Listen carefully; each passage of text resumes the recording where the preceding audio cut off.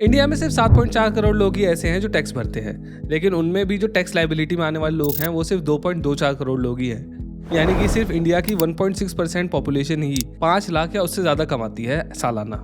लेकिन इस फैक्ट के बावजूद भी इंडिया के अंदर 6.64 करोड़ लोग या फैमिलीज ऐसी हैं जो 4 व्हीलर को ओन करते हैं, और इसीलिए शायद एक रिपोर्ट के अकॉर्डिंग इंडिया में तकरीबन 80% गाड़ियां फाइनेंस्ड होती हैं, यानी कि किसी न किसी तरीके का लोन लिया जाता है गाड़ी खरीदने के लिए। और यही जो रिपोर्ट है वो ये भी बताती है कि इंडियंस गाड़ी को 90% तक फाइनेंस कराते हैं। फॉर एग्जांपल, मान लो अगर किसी गाड़ी का प्राइस 10 लाख रुपए है तो 9 लाख रुपए लोन से आएंगे।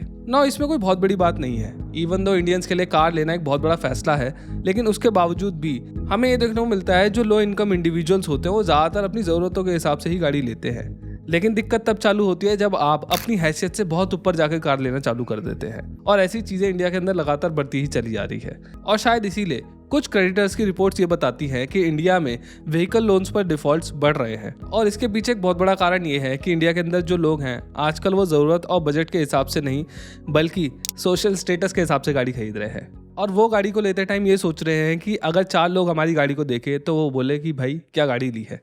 और यहीं पर आती है SUVs, क्योंकि वो बड़ी दिखती हैं और उनसे समाज के अंदर ज़्यादा इज्जत मिलती है। और इसीलिए अनलाइक 10 ईयर्स अगो जहाँ पर पहले छोटी कार ज़्यादा बिका करती थी, यानी कि हैचबैक्स, आज की डेट में SUVs ने मार्केट को कब्जा लिया है बहुत बुरी तरीके से। और आज की डेट में 43% जो मार्केट है वो SUV या SUV जैसी दिखने वाली गाड़ियों के पास जा चुकी है, जो कि किसी भी और शेप वाली गाड़ी से ज़्यादा है। मतलब इन गाड़ियों की अब मोनोपोली चलने लगी है। लेकिन सिर्फ SUVs ही नहीं, इंडिया के अंदर ये भी देखने को मिल रहा है कि लोग अब ज़्यादातर फीचर रिच और महंगे वेरिएंट्स को लेना ज़्यादा पसंद कर रहे हैं। और एक रिपोर्ट के अनुसार एक फीचर लोडेड कार लेने की प्रेफरेंस जो 2016-17 में सिर्फ 17% थी, वो आज बढ़कर 24% हो चुकी है, यानी कि 2021-22 में। लेकिन मेरा मानना यह है कि कई सारे फीचर जो मास मार्केट कार्स में मिलते हैं उनका कुछ खास यूज़ तो होता नहीं है, पर उनको गाड़ियों के अंदर सिर्फ इसलिए ऐड किया जाता है क्योंकि इससे आप कूल दिखते हो, जैसे कि electrically adjustable seats, wireless chargers या फिर सनरूफ। और अगर मैं स्पेशली सनरूफ की बात करूं तो टाइम्स ऑफ इंडिया में पब्लिश्ड एक आर्टिकल ने बताया है कि पिछले 5 सालों में इंडियंस की सनरूफ वाली गाड़ी लेने की डिमांड बहुत ज़्यादा बढ़ चुकी है।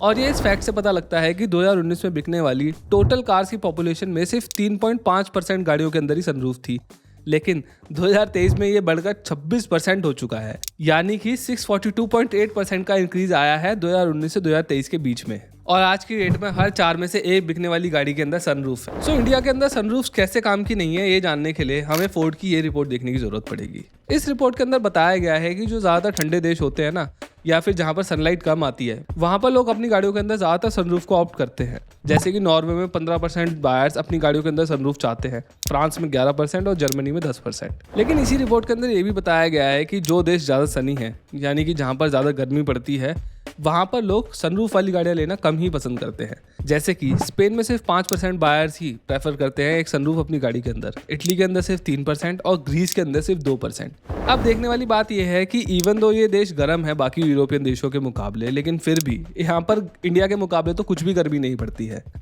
मैंने यहाँ पर सनरूफ को बस एक मैट्रिक की तरह यूज़ करा है आप लोगों को ये समझाने के लिए कि इंडियंस की मेंटालिटी किस तरीके से काम करती है जब वो गाड़ियाँ लेने जाते हैं। हम एक सनरूफ वाली गाड़ी के लिए इसलिए एक्स्ट्रा पैसे देने के लिए तैयार हो जाते हैं क्योंकि this adds up to our social acceptance and status. क्योंकि सबको पता है अगर गाड़ी के अंदर सनरूफ है, यानी कि बंदे ने ज़्यादा पैसे दिए हैं इस पर्टिकुलर गाड़ी को खरीदने के लिए, और गाड़ी भी चीख चीख कर बताती है कि मैं ऊपर वाले मॉडल्स में से एक हूँ। लेकिन सिर्फ अननेसेसरी फीचर्स ही नहीं है जिससे कि आपका सोशल स्टेटस बढ़ता है, बल्कि बड़ी गाड़ियाँ भी है जिनसे ऐसा होता है, यानी कि SUV, जैसे कि मैंने इंट्रो में भी बताया था। मारुति सुजुकी के सीनियर एग्जीक्यूटिव डायरेक्टर का ये कहना है कि SUV सेगमेंट का कंट्रीब्यूशन बढ़कर 40% तक हो चुका है, जो कि सिर्फ कुछ टाइम पहले ही 19% था। और किया मोटर्स के India chief of sales mister Myung Sik Son का भी ये कहना है कि इंडिया के अंदर SUV खरीदने की डिमांड बहुत ही ज़्यादा बढ़ चुकी है। और उन्होंने ये भी बताया कि उन्होंने सिर्फ पिछले 5 महीनों के अंदर सोनेट की 30,000 यूनिट्स बेच दी हैं। लेकिन पता है इसके अंदर गजब का फैक्ट क्या है? वो ये है कि जो गाड़ियाँ बिकी है ना, इनके अंदर 47% टॉप ट्रिम मॉडल्स थे। Shocking right? अब चलो मान लेते हैं कि कई लोग SUVs इनकी प्रैक्टिकलिटी को देखते हुए लेते हैं। SUVs क्लॉस्ट्रोफोबिक नहीं लगती, इनके अंदर ग्राउंड क्लियरेंस अच्छी होती है और बूट स्पेस भी काफ़ी अच्छा मिल जाता है।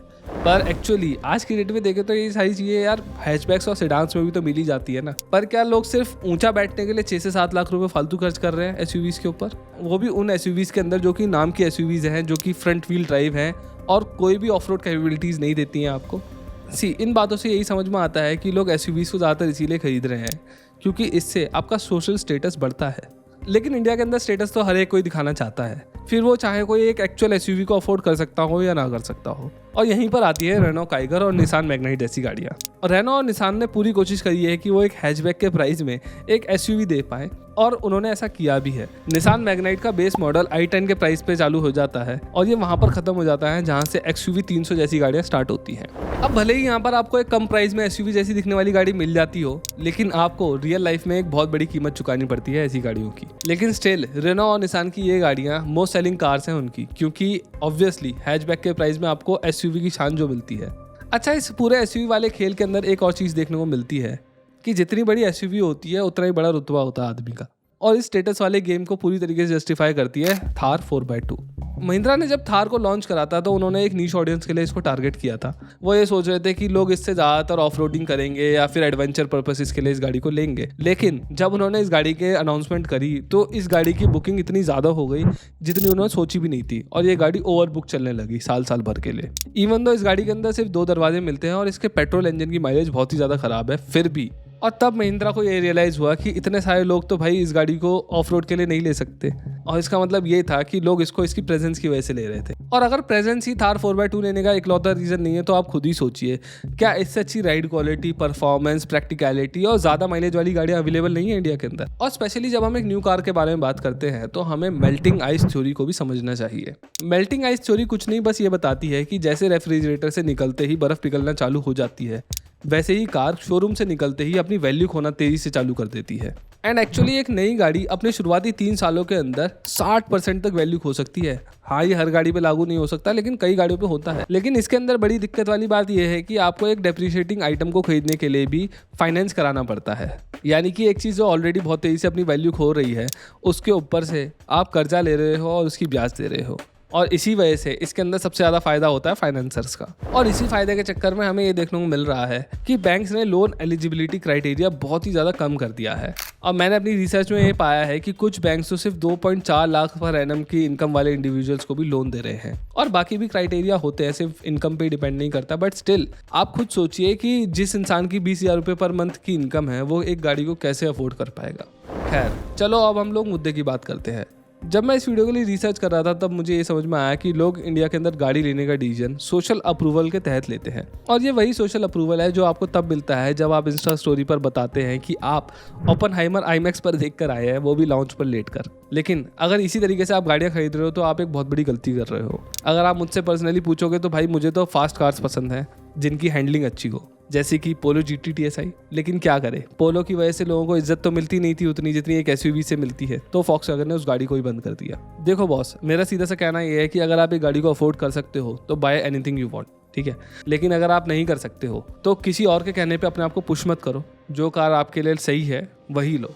जिस गाड़ी के बारे में आपको लगता है कि ये प्रैक्टिकल है, ये आपको अच्छी भी लगती है, चाहे वो फिर हैचबैक हो, चाहे वो सेडान हो, चाहे वो SUV हो, वही कार आप लो।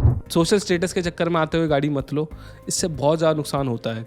और दूसरी बात यह है कि अगर आपको ऐसा लगता है कि आपको कोई पर्टिकुलर कार पसंद है, वो चाहे बड़ी हो चाहे वो छोटी हो, यूज्ड कार ले लीजिए। क्योंकि जैसे मैंने पहले बताया, पहले 3 से 4 सालों के अंदर गाड़ी अपनी बहुत ज़्यादा वैल्यू खो देती है। आजकल तो स्पिनी और ये कार24 जैसी बहुत सारी वेबसाइट्स आ गई हैं जिन पर आपको क्लीन कार्स मिल जाएगी, जिन पर वारंटी वगैरह भी मिलती है साल भर की।